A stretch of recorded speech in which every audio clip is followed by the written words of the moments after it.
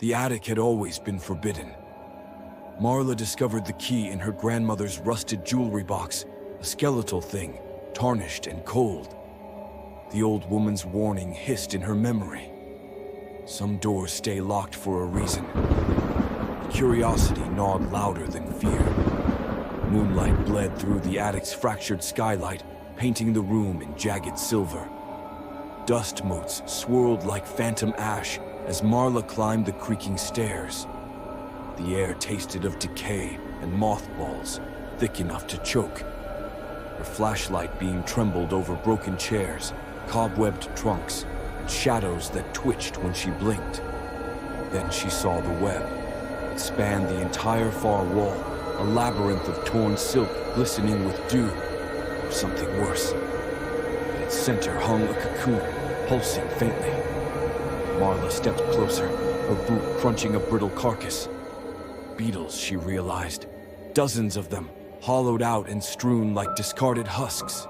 A click-clack echoed above her. She froze.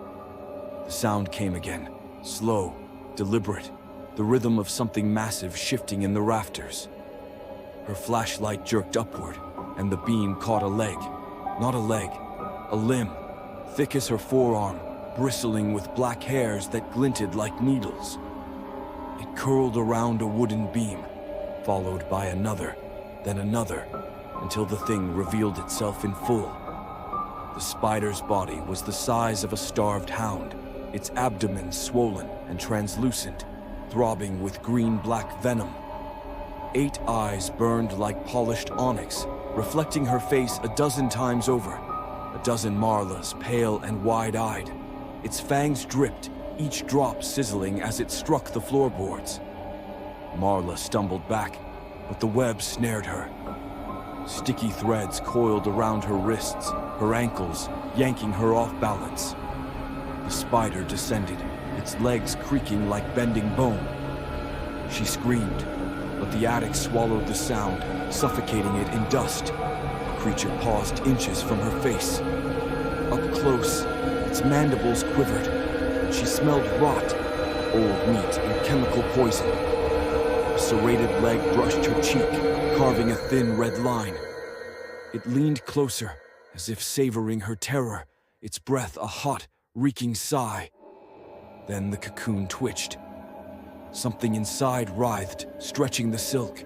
A human hand pressed against the strands, fingers gnarled and gray. The spider's head snapped toward it, hissing, and Marla seized her chance. She ripped free, threads tearing skin, and fled. The stairs groaned under her weight. Behind her, the attic erupted in skittering fury, the beast's legs hammering like daggers on wood. She slammed the door, turned the key, and collapsed. But that night, as she bandaged her wounds, Marla felt it, a hot, creeping itch beneath her skin. By dawn, her veins had turned black. By dusk, her bones began to crack. High above, in the locked attic, the web grew larger.